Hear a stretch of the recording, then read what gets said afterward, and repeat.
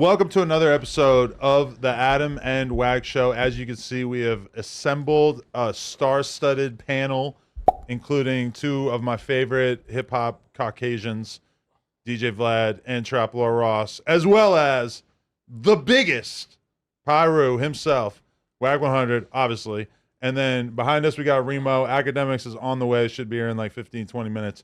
I don't know where this conversation is going to go, but I guess at least to start, I want to just acknowledge to Wack that something happened right before this whole Fed case, which was Brick Baby and Loose Cannon appearing on the No Jumper show together, which in and of itself would have been the news, the conversation of the week. Pales in comparison a little bit to the Fed case. But how are you feeling seeing Brick and Loose come together like that, seemingly under the auspice of them both having their issues with you? Let's start there. It was a little fake because what I'm used to hearing is something totally different with that. But, Adam, the day, a couple weeks ago, when I came in talking about Brick got ambushed and Brick called you and I got Loose on the phone. That day, when Brick started saying, what? I had my kid. You had your kid too. And I'm like, what is he talking about? He like, yeah, I had my kid too, right? So I'm looking at the phone now. The story you gave me in 600 was totally different. That's the day. And I hope my phone comes on because I'll show you something. One thing I like to do is my thoughts, I'll go on my phone and leave notes. Because when you close it out, it times and dates it. So if I could show you a note that's showing you my thoughts after I see something, it lets you know where I was, right? So sitting back, just listening to it all and following it all, it was like, it been a game being played that didn't even have to be played. You know how, like, when you do shit for people, you do it because you want to do it. We all old enough and been in the game long enough to know, do what you want to do, because if it goes bad, know you can live with what you've done for that person, right?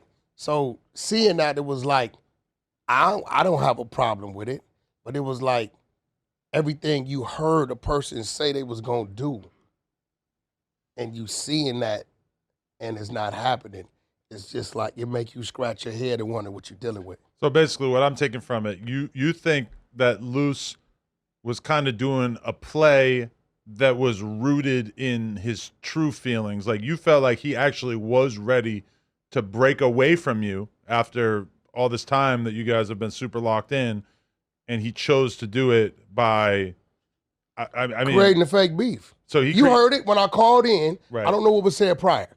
Once I called in and started addressing what the issue was, you seen that, hold on, what y'all talked about this, that wasn't there.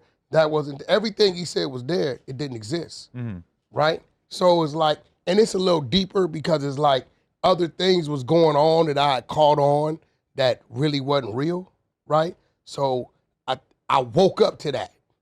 Because it did seem like if Loose's reason for being done with his friendship with you, if all it took was you believing that his house getting raided in the clip that Sharice, his wife, posted, you casting doubt on that. If that I still don't believe it. Right. If that was the entirety of it, that just doesn't seem like a good enough reason for Loose to turn on you. Okay, let's look at what we look friendship. Let's look at what we're looking at now. Things work in mysterious ways. If the SWAT and the feds come to your home and you already on the list to get picked up, why would they let you go?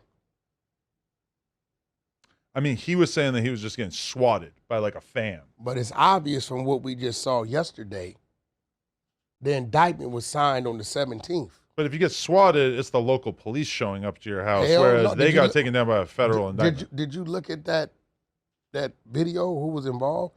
Those was negotiators, and you had every agency there. But it's still going to be local, state people, No, right? hell no. Not when you talking about hostage situations. But whatever it may be, that's just my thought, my belief. So, and what's crazy is, my phone, I text him When I seen it and told him, I didn't believe it. Uh-huh. That morning. Right. So he could have dealt with it by just giving you a call back and saying, "Hey, bitch, why are you saying that?" But that what it was. He claimed that I let somebody on my clubhouse floor call his wife a bitch. When we went and read the content back, nobody said nothing about his wife. They were talking about R&B. Oh, okay. Right? And then when he said, well, what you said, I said, hey, look, bro, if I knew you was in jail, I'm not going to tell the world you're in jail. You got a lot of enemies. You got a mother over there with a child, right? Uh-huh. If I watched you go to jail, I'm not going to tell the world you in jail. Uh-huh. I'm not going to do it, but I didn't believe it. So what I did was simply played the middle, and I just repeated what his wife said and left it at that. So his thing is, you repeat what my wife said is running content on me. Hey, look, bro, Blueface game myself. When content come out on me, Remo, we run it on my floor, right? So at the end of the day, if you told your woman to put the content up, I said, why'd you put it up? He said, in case something happened to me. I said, well, you could have put it up on private. Nobody's seen it, right? But when you put it up, it's going to be talked about. Right. Let me ask you this, based on that, Wack, because I feel like it was interesting when you called into the show when Luce was on there, right? It seemed like he kept flip-flopping about what he was actually mad at you about. And it seemed to me that whatever he was really mad at you about, if he was even really mad, it definitely wasn't what he was saying. It was a secret. So, like, just to make it clear, like, was it fake or was there something else he was mad about? Because it didn't make no sense. He had no reason to be mad. He made something up, right? He forgot mid-conversation what he was mad at you about a couple times, because he know that I'm going to send him the content and he's going to play it. Here you go, play it. So do you think what was really happening is that really, because he already knew that stuff was about to get deep, he was I don't know. I don't know if he knew that. I believe now that he was mad about the 600 stuff and him exposing about what the family said about the kid, right? I believe now, looking at it, that he may have known that he was caught up in the overall thing, right? I believe that's why he was a little bothered that 600 was pushing that issue about what the family was saying about the kid. He seemed panicked. The way he was moving seemed because, bro, he said that they had already reached out to him. He would tell me things, but it didn't make sense to me, so I just disregarded, right? Did you note that at a certain point in the podcast, and it really didn't take that long, Luce became so high that he was almost incapable of being involved in the conversation anymore? No, because after I stopped, he wasn't smoking. It was just from Brick Baby breathing weed in his face. After I got off the line, I wasn't even watching anymore. It was just, the thing about it is like, yo, Adam, it's real shit. If I feel like I got something else to do and I want to go my way, I'm just going to have a conversation with you. But I think what it was sometimes people set out to have a motive. And I understand that. I've been in the game too long. Everybody has a motive with something they're doing. Everybody has a motive. Could be a good one or a bad one. And I think that because I started to figure out other things that had nothing to do with this, he was using that as a reason to not have to talk to me. You got to remember, let's just keep it real. I took Luce 13 months ago. Prior to me taking Luce, did you know who Luce Cannon was? Yeah. Right? I took Luce and set him on the side of me. When the light hit me, I made sure it hit him. Yeah, I don't think I was that familiar with him before you brought him on the pod. I didn't do it because I did a contract with you, right? I did it because I genuinely wanted to help you. So you didn't have to come up with some fake shit. Bro, if you say, yo, you want to go handle your business, because we've all seen this before. If you've seen this more than me, right? What is there now, it's a motherfucker to see if it's going to be there later standing on your own. I know because I went through it and I knew what I had to do to continue my climb up the ladder. You know what I'm saying? Like Vlad, you watched it. Last time Vlad seen me before we came back together, it was Ray J, right? Ray J went another way.